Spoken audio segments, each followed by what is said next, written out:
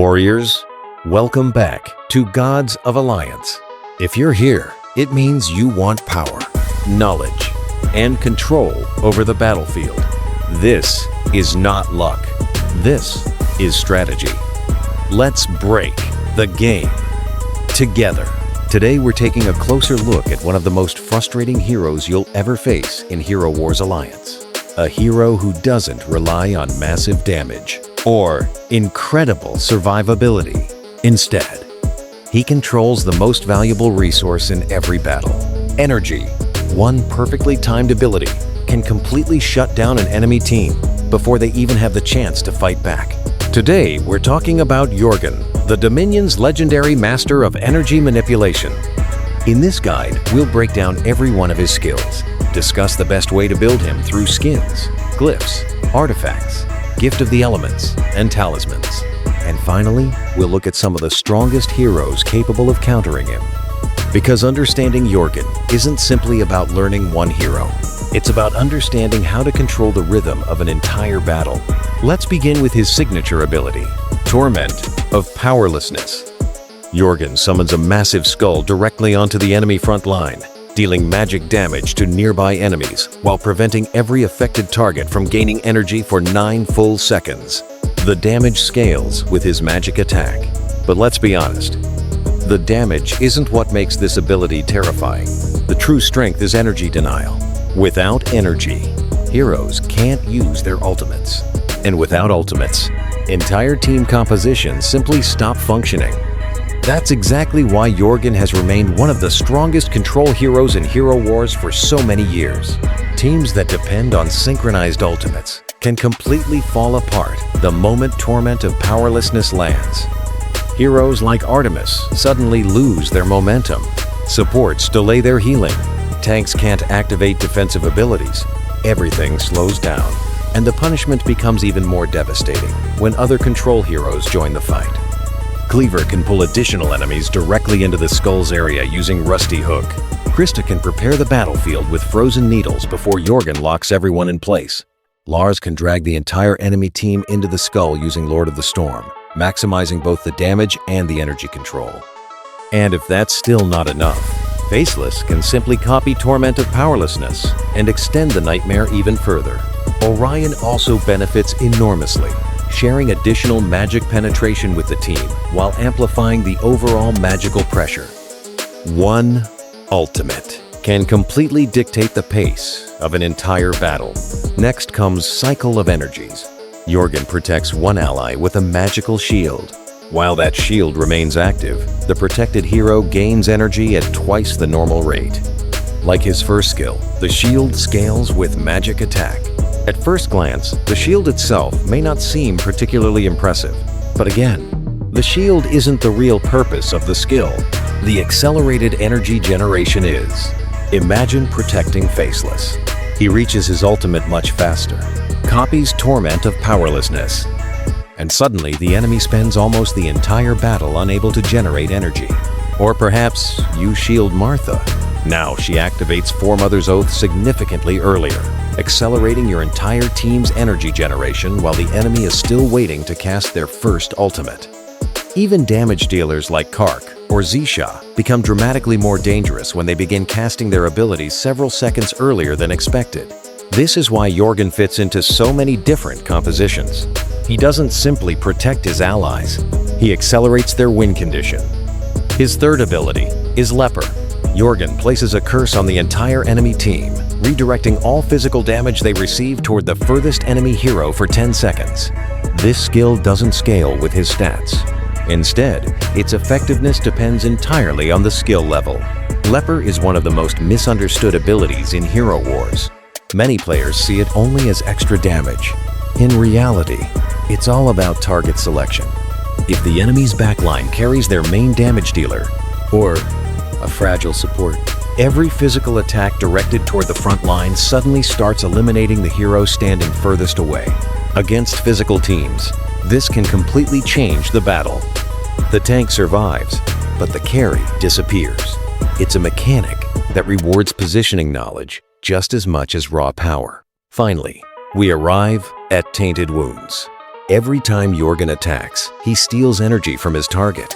Once again, the damage itself isn't what matters. The stolen energy is. Every basic attack delays another ultimate. Every stolen point of energy keeps the opponent waiting just a little longer. And when combined with Torment of Powerlessness, the enemy can spend an incredible amount of time completely unable to activate their strongest abilities. That's why fighting Jorgen often feels so frustrating. You're constantly waiting, while his team continues playing normally. Now that we understand how Jorgen controls the battlefield, let's build him correctly. Jorgen is a control hero from the Way of Chaos faction and fights from the middle line. His priorities are very different from traditional damage dealers. He isn't trying to eliminate opponents as quickly as possible. He's trying to survive, keep controlling the fight, and allow his teammates to win. Let's begin with his skins. Today, Jorgen has 6 available skins. His default skin, Health, Magic Defense, 2 Magic Attack skins, and Toughness. Your first priority should always be the first Magic Attack skin. Magic Attack directly improves both Torment of Powerlessness and Cycle of Energies, increasing his damage while strengthening the protective shield placed on his allies. Next comes his second Magic Attack skin, for exactly the same reason. More Magic Attack means stronger control and more effective support throughout the battle. After that, invest into Toughness, reducing incoming damage once Jorgen falls below 50%. Health dramatically increases his survivability during longer battles. Then comes Magic Defense. Jorgen often becomes the target of powerful enemy mages, so increasing his magical resistance helps him remain alive long enough to continue controlling the fight. The default skin comes next. Strength increases both his survivability and his primary stat, making it another solid long-term investment. Finally, health becomes the lowest priority. While additional health is always useful, Jorgen gains considerably more value from improving his magic attack and defensive resistances first. And if Jorgen ever receives another magic attack or magic defense skin in the future, those immediately become your highest priorities. Now let's move on to Glyphs. Jorgen has 5 Glyphs: Magic Attack, Health, Armor, Magic Defense, and Strength. The first glyph you should always prioritize is Magic Attack. Jorgen's entire kit revolves around Torment of Powerlessness and Cycle of Energies, both of which scale with Magic Attack. Increasing this stat not only improves the damage from his ultimate, but also strengthens the shield he provides to his allies, making him a more effective controller and support hero at the same time. Next comes Magic Defense. Jorgen is often targeted by enemy mages, especially because experienced players know how disruptive he can become if left alive.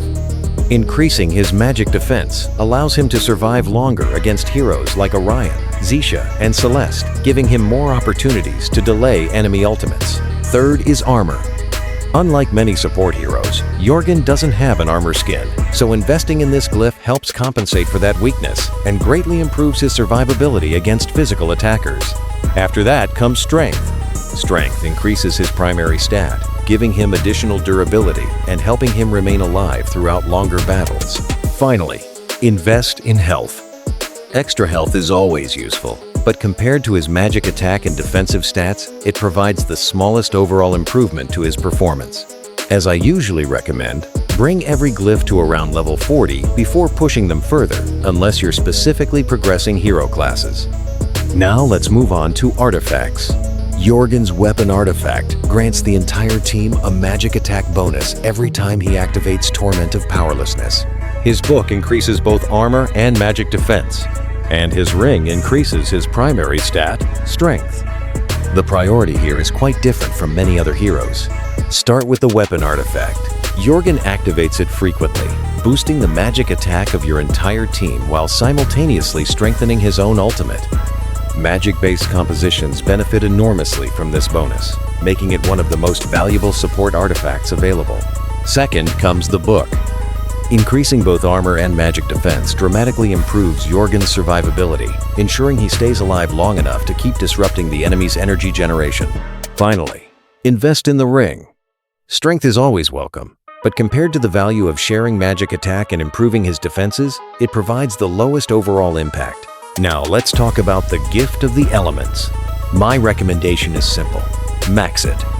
Jorgen may not be a frontline hero, but he still needs enough durability to survive heavy burst damage while continuing to control the battle. Every permanent stat increase helps him remain alive longer, allowing him to cast more ultimates and constantly delay the enemy team.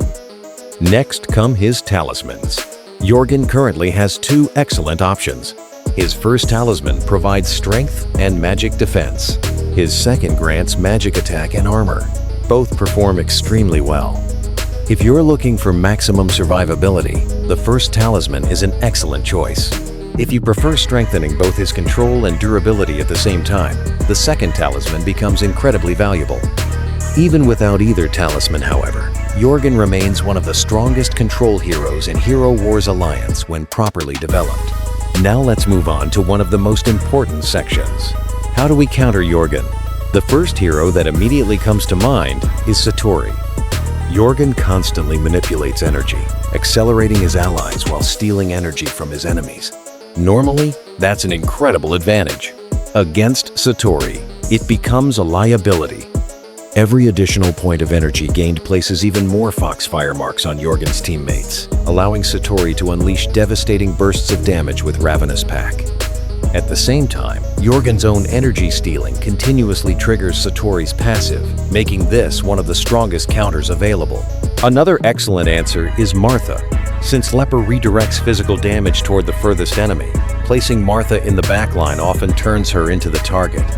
Fortunately, Martha is one of the hardest supports in the game to eliminate, thanks to her incredible survivability, greatly reducing the impact of Jorgen's curse. Nebula is another valuable counter.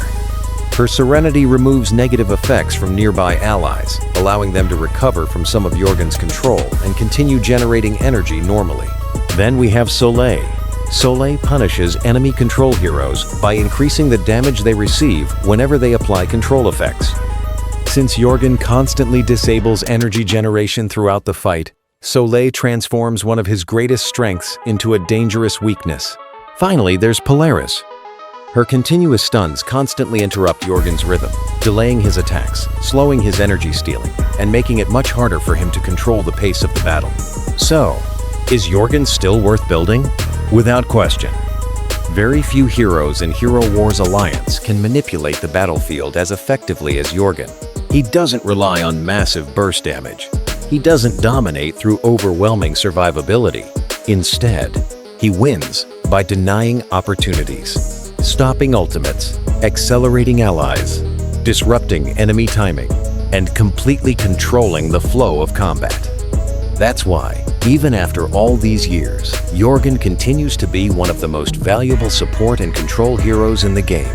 Master his timing, build him correctly, understand when to use him, and you'll quickly discover why experienced players continue trusting Jorgen in some of the most competitive battles in Dominion. Warriors. This is how we play the game. Not randomly, not blindly, with knowledge, with precision, with control. We don't build randomly. We build with intention. Master the mechanics. Control the fight. Let's break the game together.